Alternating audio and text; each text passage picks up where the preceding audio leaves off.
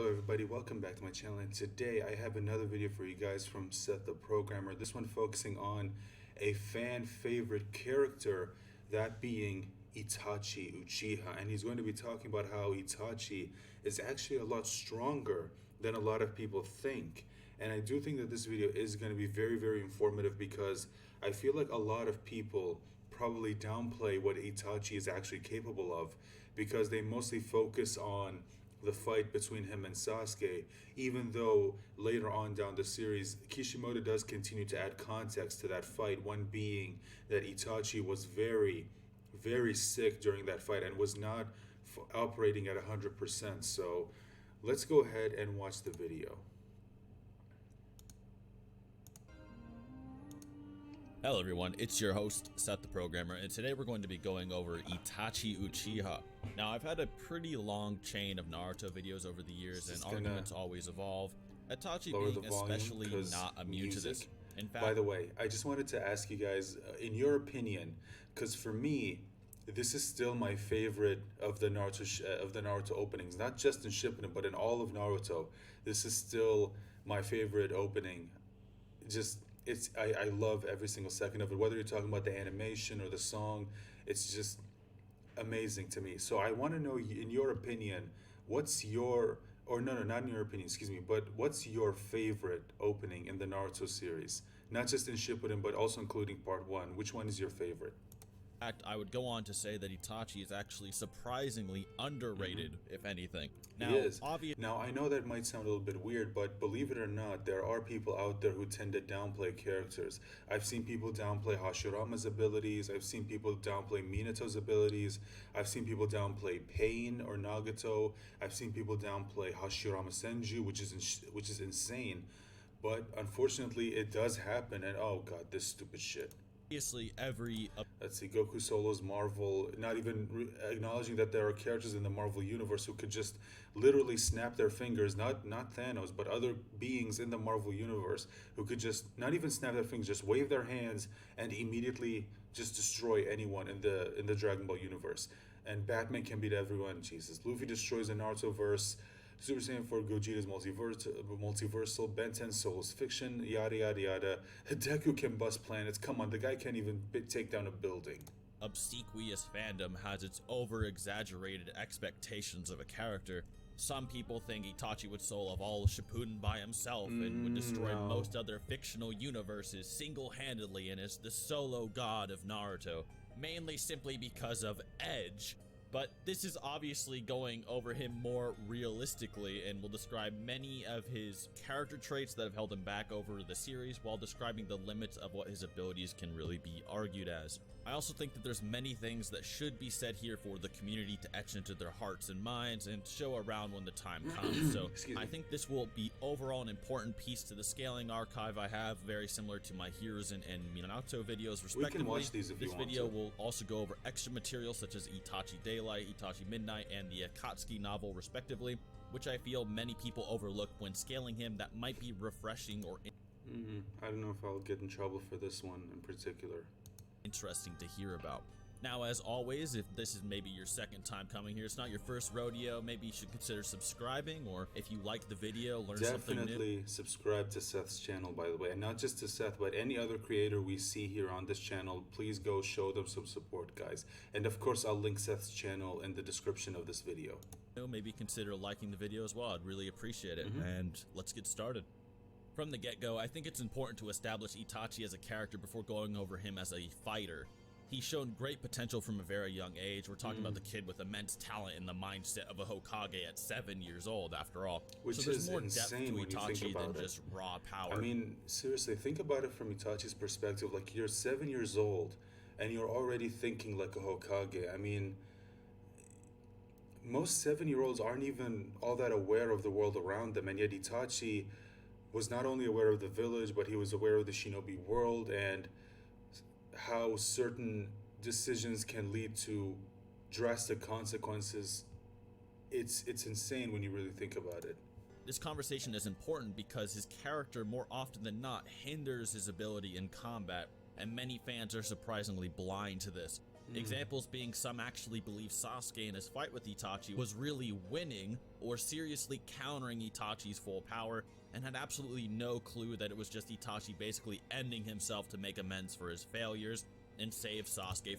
I mean, yeah, that's something that a lot of people conveniently forget. And I both like and kind of didn't like this decision by Kishimoto, if I'm being 100% honest, because the reason why I didn't like it is because it did kind of, not by much, let's be honest, but it did kind of downplay what Sasuke kind of accomplished, because throughout the beginning of Shippuden, ever since Sasuke was reintroduced into the story, Kishimoto has done a good job of showing you just how much he's grown. And I feel like the biggest showcase of how much Sasuke has grown is his fight with Itachi, and the fact that he was able to actually put up a fight, as opposed to the last time we saw them fight, Itachi just destroyed him. Like, Sasuke stood no chance. And then now we see him, he's actually fighting with him, and it just goes to show you how much he's grown. And Itachi himself even comments on how much stronger Sasuke is. But it does kind of downplay it when you realize that he was fighting against someone who was basically at the edge of death and wasn't even at 100%. And it does add to Itachi's character, but at the same time, it does kind of take away from his accomplishment. Just a little bit, not by much. But, yeah. From Orochimaru. In a similar sense as Minato's golden boy missteps I outlined. But yeah, sorry, I just also wanted to comment on the point that Seth made with Itachi and how people forget that he was, sick and not really at 100%, and sort of wanting Sasuke to kill him, in order to make amends. It's like people forget those things and kind of ignore context. And they don't just do this with Itachi, they do this with a lot of characters, which is honestly kind of unfortunate. And save Sasuke from Orochimaru. In a similar sense as Minato's golden boy missteps I outlined in the 4th Hokage's underrated video, failure and conflict play a huge role in the development and portrayal of Itachi's character throughout the story of Naruto. Since he was no more than 4 years old, as described in Itachi's story Daylight, he was greeted with massive mountains of bodies in his father's borderline nihilistic view of shinobi, which almost made him awaken his Sharingan in anger at such a young age.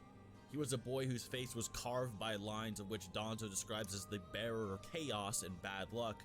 Since this, he has wanted to become the Hokage and the strongest shinobi, so that all others would be forced to obey him and stop fighting amongst each other.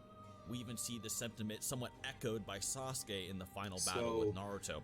This would be That's interesting, wanting to be the strongest and basically force other people to obey him. I mean, that's in a way kind of what Kaguya did at the back during the era of the Sage of the Six Paths.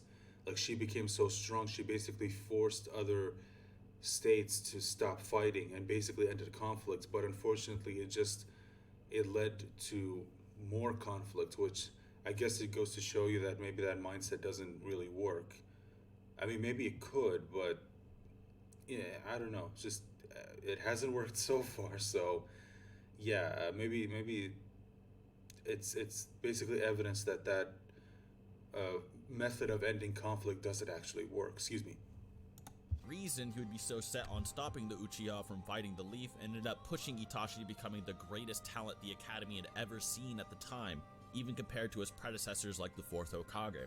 It also caused him to overstudy and research into everything from Kekkei Genkai, Tailed Beast, and even things like Sage techniques or the fundamentals of nature energy, which is probably why he was able to instantly recognize Kabuto's Sage Mode and the Ryuchi Cave. This study would then help to prepare him for his encounter with masked Obito as well, with Obito eventually just... So, sorry, I just want to make a comment on what he just said about how Itachi would know about Sage Mode.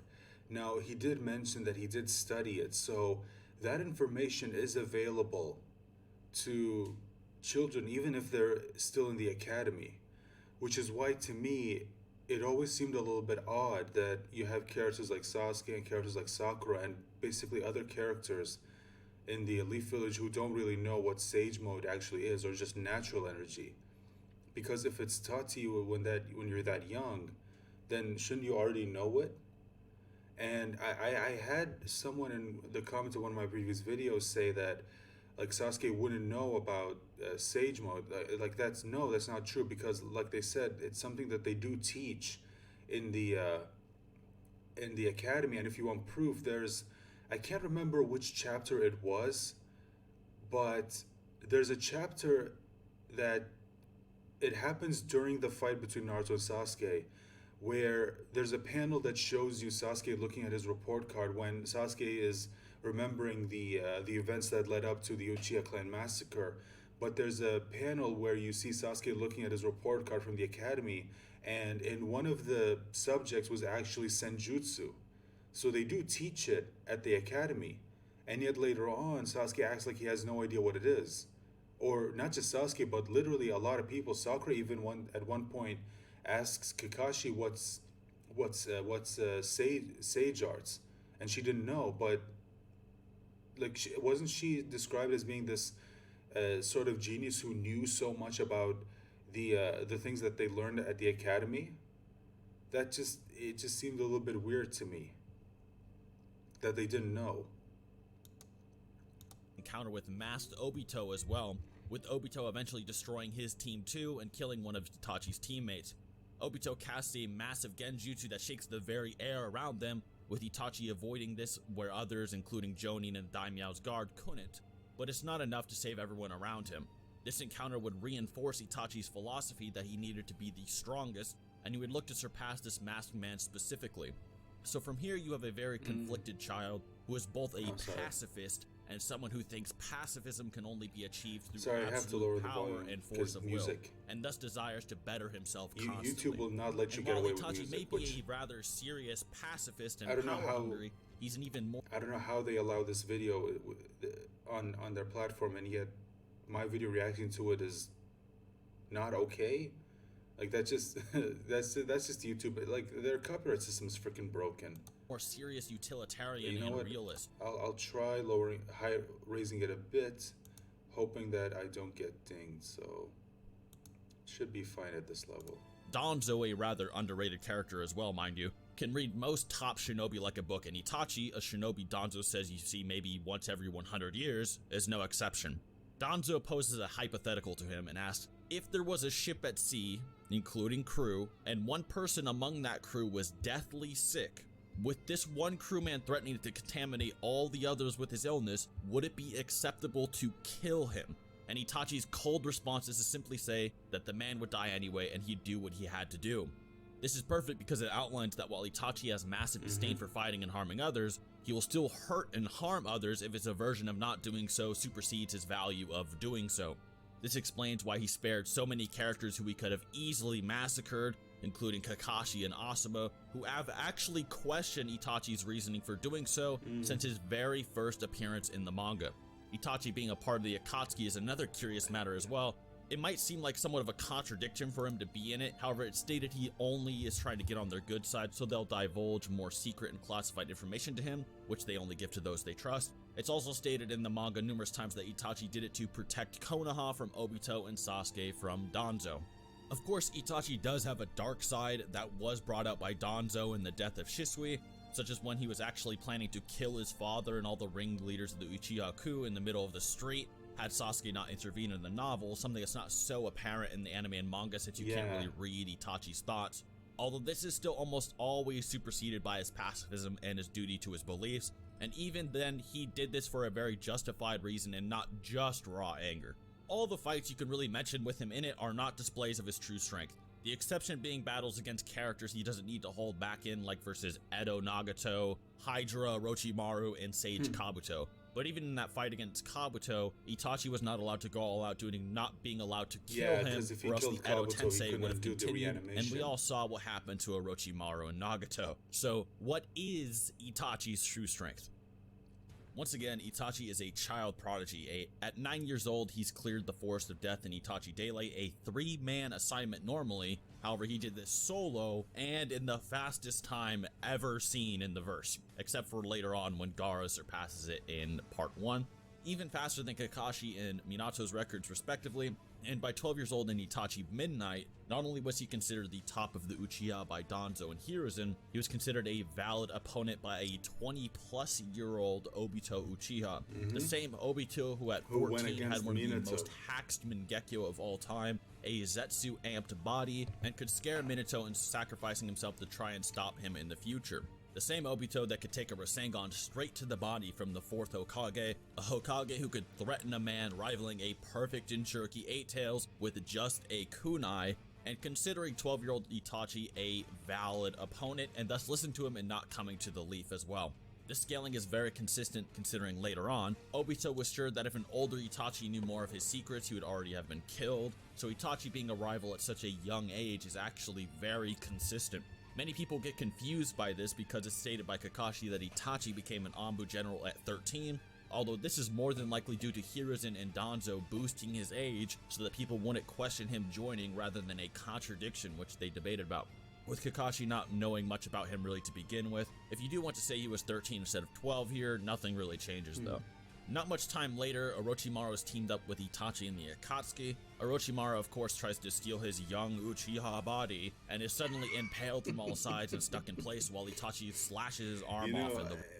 Normally, I kind of get tired by the memes from the fandom, but this one meme of Orochimaru constantly going after, young boys and him being compared to a certain someone, I mean, I kind of get where people are coming from, but I on second thought, I can't fault people for memeing that. So, yeah. Real world. Many people get this confused with Tsukuyomi, but this is actually just Itachi's normal Sharingan Genjutsu, the Demon Illusion Shackle Stakes. This would then scare Orochimaru so bad that he would never come for Itachi again until he thought he was near death against Sasuke, and blatantly claimed that Itachi was stronger than him even during Part 1 and after his Akatsuki days. This is important because Orochimaru is the same character who could scrap with the 3rd Hokage Hiruzen and could summon 2 of the Hokage, Hiruzen being stated as the strongest Kage even as an old man, and many people who have seen my Hiruzen video will know that Hiruzen held back against Orochimaru for most of the... Sorry, it's just... I just want to talk about this real quick. It's kind of funny looking at this now, because later on in the series when Orochimaru brings him back, he makes it clear that Hashirama could break out of his control easily if he wants to. And it just seems a little bit weird to me looking at that moment now, because when you think back to this, when you think back to this moment, it does make you wonder, well, wait, if you could break out of that control at any moment, why didn't you do it here? Like, why did you allow yourself to be controlled and fight Hiruzen, which kind of led to Hiruzen's death, Hiruzen sacrificing himself by using the Reaper Death Seal? And especially with Tobirama, it's because at this point, Orochimaru hadn't enhanced his body with Hashirama's DNA, has he? I don't think so. Not at this point. And yet, even if he was, Hashirama would still be able to break out of it, and especially later on, when Madara revealed that it's actually possible to rescind the contract at your end. And the fact that they didn't do it, it's just... I don't know, it just kind of, maybe kind of makes them look like dicks at this point, is because... Yeah, it's one of those things where Kishimoto adds something later on, but unfortunately he doesn't think about the implications, because if he did, then he would have realized, wait, maybe I shouldn't introduce this because it does kind of make this moment look bad. Yeah. Alright, let's move forward. Summoned 2 of the Hokage, Hiruzen being stated as the strongest Kage even as an old man, and many people who have seen my Hiruzen video will know that Hiruzen held back against Orochimaru for most of the fight. However, what if I told you that Orochimaru probably held back as well? Huh? Many people aren't aware of this, and I was considering making an Orochimaru video for this very reason, but it's implied in many mediums that Orochimaru still has feelings for the Sannin and his teacher. The bond didn't waver, per se. This is shown in the way he fights Hiruzen, as well as stated in the Naruto databooks. He starts the encounter by stabbing himself in the hand to get over his emotions towards his old teacher, and stop himself from crying, and then summons Edo Tensei to do all his dirty work while he just watches. He almost never participates in the fight himself and seems almost reluctant. It's a conflict between his future versus his past, and in the fight he also never unleashes his strongest Hydra Jutsu and doesn't even make his own summonings Which or is anything. weird, because so he honestly, if you think about it, he could have probably ended the fight right there if he went into that form. but he for some reason kept it hidden, which I guess according to what Seth says is basically true to his character. Going for the kill, it wasn't all a one-sided holdback session per se. This would also be consistent considering Orochimaru could put a much younger Hiruzen and Enma on the ground back in the day when he was escaping the Leaf. An Enma went older who could shove the Nine Tails out of the village. Now, who you think would win if they both went all out isn't really important. All that matters is both never went all out, but... So I want to ask you guys, based on what you know of the characters, who do you think would win? Hiruzen or Orochimaru? Both of them, let's say prime, full-powered. In your opinion, who would win? Orochimaru Really claims wanna know. Itachi is superior to him and won't even bother clashing with him after getting annihilated so easily. Itachi would then play villain and allow Sasuke to kill him in their final battle, and even when deathly sick and basically blind, he destroys Orochimaru one last time with 0 difficulty and bids farewell. Time would pass. Well, I mean, I would say that this is mostly due to the fact that he had the Totsuka blade, and Orochimaru did not know that that's what he had. So it does beg the question, do you think Orochimaru would have done better if he knew Itachi had the Totsuka blade and, you know, wouldn't have willingly allowed himself to get stabbed? Because according to what the lore says, once you're stabbed with the Totsuka blade, that's it. Your soul is sealed away. So what do you guys think? You know what, I'll throw the question to you. If Orochimaru knew about the Totsuka blade, do you think that he would have stood a better chance, because knowing that he wouldn't have just allowed himself to get stabbed by it? So really interested to hear what you guys think about this. 0 difficulty and bids farewell. Time would pass, and eventually Sasuke would implant Itachi's eyes into himself, awakening the eternal Mangekyo Sharingan, with Kabuto reanimating many high-powered shinobi for Obito's 4th Great Ninja War, including Itachi himself. As an Edo, Itachi's real first fight comes up against QB Chakra-enhanced Naruto and Killer Bee.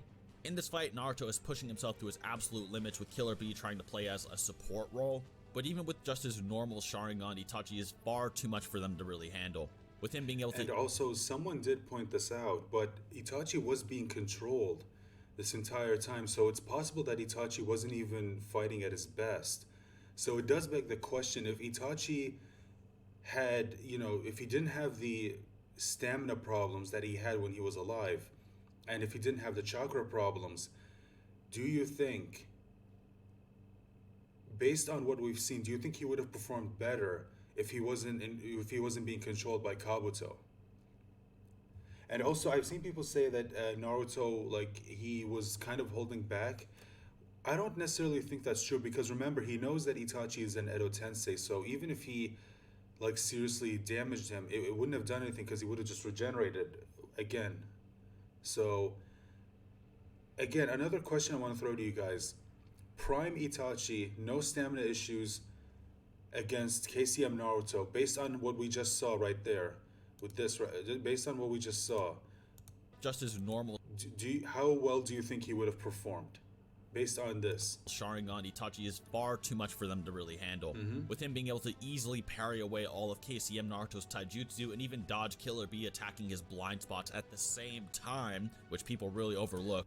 And also another point that I want to make to this, because I've seen people try to say that you know, this doesn't really count because he was being controlled. Even if he was being controlled, if Itachi's body was still not capable of reacting to Naruto's movements, he wouldn't have been able to whether block, dodge, or parry any of his attacks. So that still tells you how strong Itachi actually was. And this is one of the things that makes Itachi so powerful in combat, his insane speed and hacks techniques, which is something you'll notice throughout this video. Eventually, Itachi is hit by his own Kodoa Matsukami he set up in advance with Nin Naruto and turns on Edo Nagato, burning him and his summonings away with Amaterasu so fast that Nagato can't even react, despite his body being on auto counter mode due to the Edo Tensei, as described by the 3rd Raikage and the 2nd Mizukage. Nagato tries to regain his footing after he regenerates from Amaterasu and Kabuto's help, and tries to capture Killer Bee and Naruto with Chibaku Tensei. Despite Itachi not even using his full Susanoo, the group blow it away with Itachi ending things by blitzing Nagato with his Totsuka blade.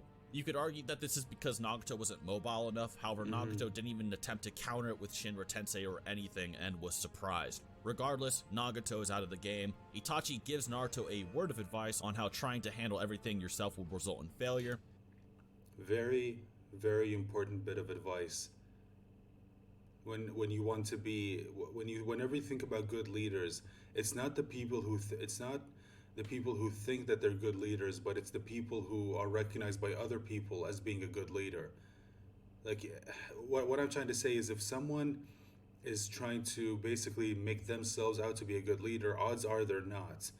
It's usually, you know someone is a good leader when you talk to other people about that one person.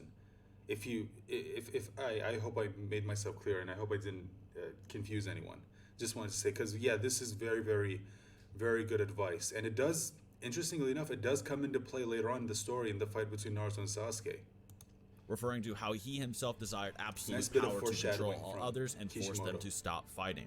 Basically saying Itachi and Naruto had And this one also, can't believe I didn't notice this, that it doesn't matter how powerful you are, if you try to take it all on yourself, you're just gonna fail. And Itachi knows this, because that's exactly what he did. He mentions, of course, Minato being a great father, but because he had Kushina and of course other people to help him, it wasn't just his accomplishments. And I do wonder, because we are seeing this in the Boruto series now, because by the time I'm recording this, the latest chapter was released, and we saw Kawaki trying to take everything on himself, and Boruto, of course, coming in and telling him that it's not a good idea to try to do this, that this is dumb, which I fully 100% agree with, because you know what, I'm not going to get into any of that. If you want to know, just go watch my Boruto reviews. I say everything there.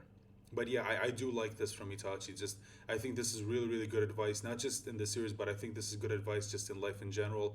Don't try to take on everything by yourself. Have people help you. You've got people who care about you. If you ask them for help, they will help you. similar mindsets at a time. Itachi then goes off to release the Edo Tensei while Naruto deals with Madara, and Sasuke with the EMS shows up as well and tries to restrain Itachi with Susanoo, and Itachi simply smacks his Susanoo away and tells him of his mistakes. In the end, however, both are forced to face Kabuto, a supposed rival to Kakashi in Part 1, who has now mastered Sage Mode and taken Orochimaru's chakra without being able to kill him. This fight is very interesting because it hammers in that speed scaling I was hitting at earlier. Kabuto dodges many of Sasuke's attacks, and Itachi is often having to defend Sasuke. He also somewhat resists things Sasuke can't, such as the Sage Art White Rage technique. In the end, he puts Kabuto in an infinite loop known as the Izanami and Bitch.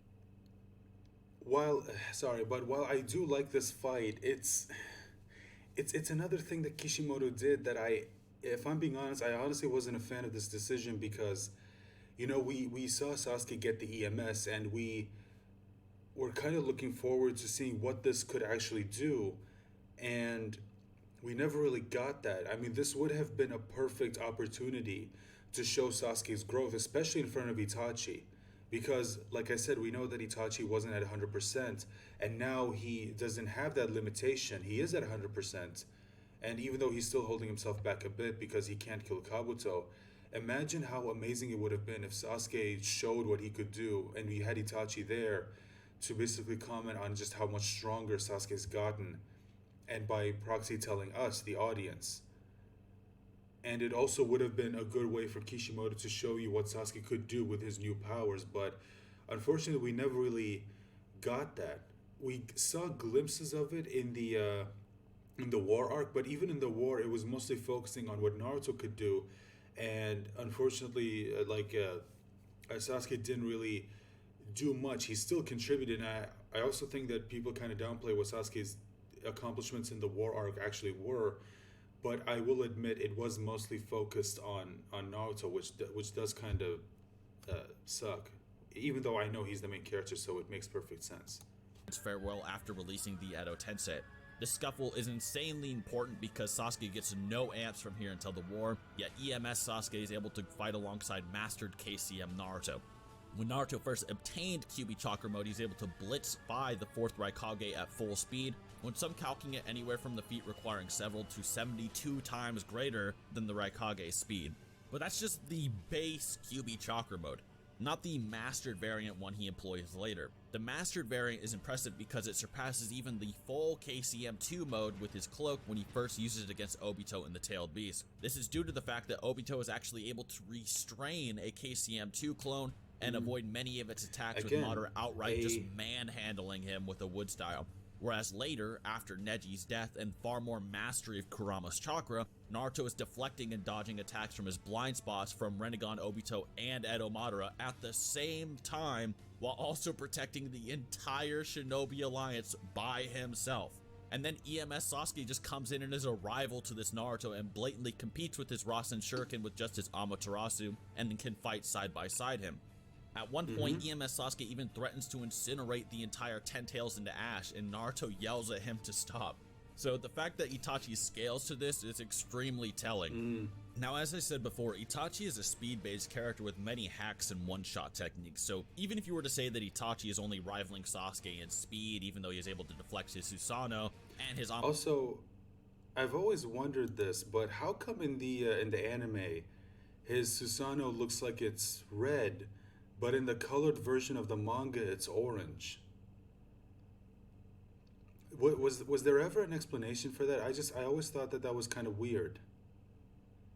necessary next to Sasuke's versus. I mean, it kind of reminds me of how in the anime, when Naruto went into Six Path Sage mode and stacked KCM on top of it, his skin was left the same color it always is. But then if you look at the colored version of the manga, his KCM stacked on top of Six Path Sage mode looks just like KCM usually does. And we even see it in the Boruto era.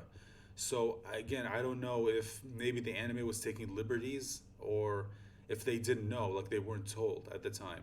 Kabuto, it doesn't really change Itachi's plan in battle. The most famous of Itachi's hacks is of course his Genjutsu. Now I already went over his normal Genjutsu, such as how he no-diffed Orochimaru with his demonic illusion, proving he doesn't even need stronger Genjutsu for high Kage level opponents. However, most people are actually curious about Itachi's Tsukuyomi, one of his stronger hacks. The Tsukuyomi is a very interesting ability that most people surprisingly underestimate and don't really understand all that well. The data book describes it, and it's insane. So, amidst the insight and hypnosis possessed by Sharingan is a supreme Genjutsu, born from the after-mentioned hypnosis, Tsukuyomi. Originally, people on the face of the earth lived bound by limitations like time, gravity, and space, and how people exert their abilities within those restrictions is what separates the victors from the vanquished. But in the mental world where the caster drags their opponent, the Tsukuyomi Jutsu gives them control over those very limitations. Namely, this means inside the Genjutsu, the physical world's common sense is completely irrelevant, and opposing the caster is impossible. Itachi has control Someone over caught all of into it. the Tsukuyomi find themselves in a strange world of infinity, their fate lying inside the caster's hands. Sometime they will undergo the torments of hell, and some other time they'll be repeatedly shown a horrendous, hellish picture of agony and mayhem, with no idea of when either of those will Look end. at this. This is As a result, the insane. poor prisoner can only wait until the collapses of their psyches. Even a body made of iron or the speed of light are powerless before this jutsu, which is why it is feared as the most powerful. In essence, he's trapping his opponents in an infinite illusionary universe where he is in control. The jutsu cannot be stopped even by perfect Jinchuriki like conventional Genjutsu. Naruto warns B of this, as only the victim knows the Genjutsu is happening, and the seemingly endless cycle in the illusion is only in an instant in the real world. During this Genjutsu, Itachi can make you live out your entire life. In Itachi Midnight, Itachi casts Tsukuyomi on many Uchiha, including Izumi Uchiha. And in the illusion, he makes the time that moved within the Genjutsu 1/100th of 1/1000th of 1/1,000,000th of that in the real world, is causing her to live out insane. her entire life in the illusionary universe and die. Look at this. She becomes a Chunin. He's chasing after him. At that time, Itachi's already a Jonin. He hands up pouting Izumi an engagement ring. She retires. She marries, childbirth, child rearing. The child's heading out. Growing old with Itachi. 7 years since they met. The hair on both their heads is white. Is her illness he takes care of. Wait, dude, did you really have to make her sick? Come on. He takes care of her last years. Think about that. Think about how insane that is. You make someone live out an entire lifetime in, what was it, 1/100th of 1/1000th of 1/1,000,000th of a second? That's, come on. Like that's kind of broken, Kishimoto. That's a bit much, don't you think? Of old age in an instant, and when she wakes up, her mind snaps. The Mangekyo Sharingan consumed an enormous amount of chakra and so placed an equivalent burden on the user. As shoulders rising, Itachi took a deep breath as if crawling up from the depths of the ocean. Before him, Izumi's knees gave out under her, and she collapsed, smiling. Sliding over, Itachi held her out, tightly gripping her slender shoulders. Thank you, Izumi's voice sounded like that of an old woman past 80 years of age. damn, I mean, that just makes it even sadder. It's like we're indivisible. If the mind decays, the body also falls apart. Izumi died joyful after gently laying the now emotionless Izumi down on the. Come on. Naps and she died. As if we didn't already know how much Itachi suffered that night. It's at least he was able to give someone like peace of mind. This is described as the mind and body were indivisible. If the mind decays, the body follows. Meaning, if Itachi mind breaks you, you die. Itachi would then go off to kill Yashiro Uchiha in a way more brutal way with Tsukuyomi by stabbing him with infinite clones and causing his mind to break and die to pain and anguish rather than time. His next most popular hacks instead of abilities are that of his armored Susanoo. His armored Susanoo is unique because it is not simply a shield to cover his body, but one that has obtained particularly legendary and powerful weapons to enhance his abilities beyond their norm. Just out of curiosity, was it ever explained where Itachi even got these weapons, the Totsuka blade and the Yada mirror? It's because I don't remember anything saying where he managed to acquire these weapons. Being the Totsuka blade and the Yada mirror, which are described as the 10-handed blade that can cut down any foe in his right hand and the shield that can deflect all attacks in his left. The Totsuka blade is a variant of the Kusanagi blade Orochimaru used to fight off in her Enma in his adamantine staff state, and on contact with its non-physical and formless blade, it plunges whoever it touches into a Genjutsu while simultaneously sealing them for eternity in a gourd, with the Yada mirror altering all its properties to match whatever attacks strike it, canceling them out. Next is his Amaterasu. Now, the Amaterasu is definitely one of those things that gets insanely powerful. It tends to be underestimated due to his inability to really affect the Six Paths Renegon-esque cast later in the series. You know, all the aliens from outer space that just neg ninjutsu and can absorb it, but for...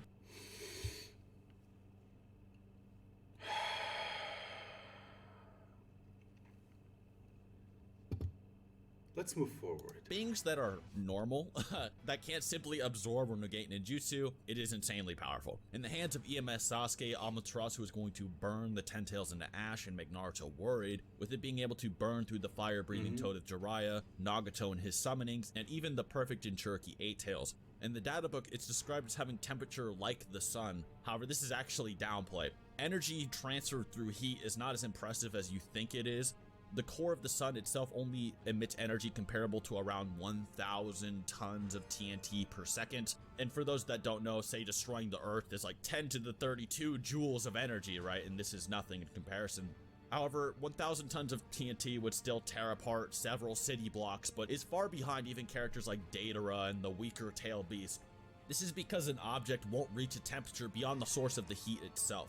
However, even if we remove this restriction allowing the object to continue climbing on in temperature, we still only see calculations in the 1 million megaton per second range. This sounds like a lot again. Really, it doesn't compare to the things we see from characters like the 9 and 10 Tails perform on a regular basis. So if anything, this is a downplayed statement, and it's sort of similar to saying like a Chidori that can break through rock, right? It's like, okay, we get that. You know, another thing to consider is like, okay, just because you're as hot as something doesn't mean you can blow it up, right? Even if you're as hot as the sun, it doesn't make you star level.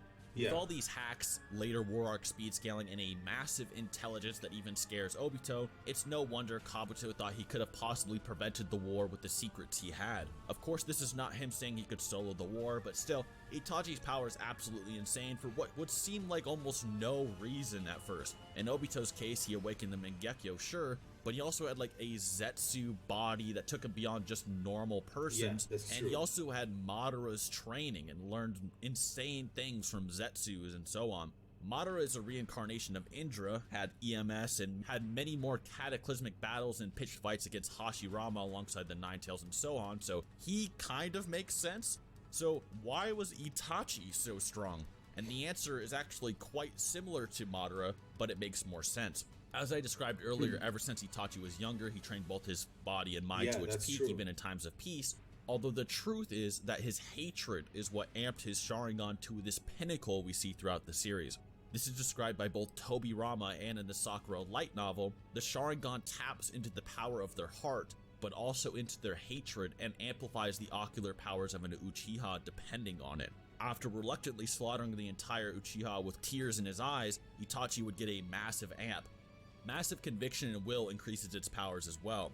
Itachi would then have to live with this for almost a decade straight, holding his tongue and biding his time. Perhaps this massive surge of power is similar to how Darth Vader was described in the expanded universe versus Darth Maul, whereas Darkseid was actually amped by the power of hating himself. In a similar sense, Itachi's power, the man who wanted his brother to kill him so that he could make amends for his failure, comes from his outstanding conviction and his self-hatred. Anyways, guys, that is the video. I hope you all enjoyed. I think this will be a pretty solid addition to any Itachi scaling you have out there, and if you did think so, please leave a like. As I said before, I really do appreciate it. It was a good now, of video, course, there's some other things to talk about, like, didn't Hashirama say that Itachi was a better shinobi? And it's like, okay, first of all, he doesn't know how strong Itachi is. He's just talking about his personality and integrity as a shinobi, not his strength or anything. But other than that, guys, really do hope you enjoyed, and till next time. Nice. Okay, so that's it. That's the video. So yeah, excuse me. I hope that cleared up some things. I hope that maybe moving forward, we're not going to have as many people kind of downplay what Itachi could do, and especially because it does kind of make sense why he was so strong, considering, you know, like he said in the lore, it is stated that hatred does severely amp the Sharingan user's power.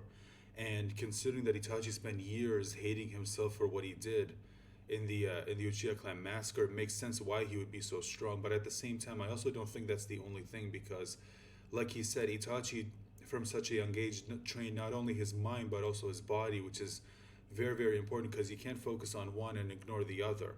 And this was something that Kishimoto had as a theme in the Chunin exams, which is, like, in order to be truly strong, you have to have a good balance of both, you know. And I feel like when you choose to focus on one or the other, it kind of limits you. And what I also like is that Naruto and Sasuke as a duo sort of represent that. You have Sasuke who represents the mind and Naruto represents the body, and why when they both fight together, they're such a dangerous opponent. And I think it was in the Boruto movie novel where you had Momoshiki state that when those two are fighting together, it's not like you're fighting two people, it's like you're fighting one person, because both of them represent one side of the same coin. Sasuke with the dark side and Naruto with the light side. Working together, they make a perfect balance. And he said, if I remember correctly, that it's like you're fighting a completely different person altogether. And why, I saw someone mention this, I can't remember who it was. It was another YouTuber, and I think this is one you guys probably know, but he mentioned how in the fight with Ishiki, one thing that Ishiki did was keep the two separate, because he knows that when those two fight together, like I mentioned, they make a very dangerous opponent. So with that being said, guys, if you enjoyed the video, remember what to do: like, share, subscribe, not just for my video but also to Seth's video and any of his other videos. Go show him some support. Like I said, the link to his channel will be in the description box of this video. Hope you enjoyed. Talk to you soon. Bye for now.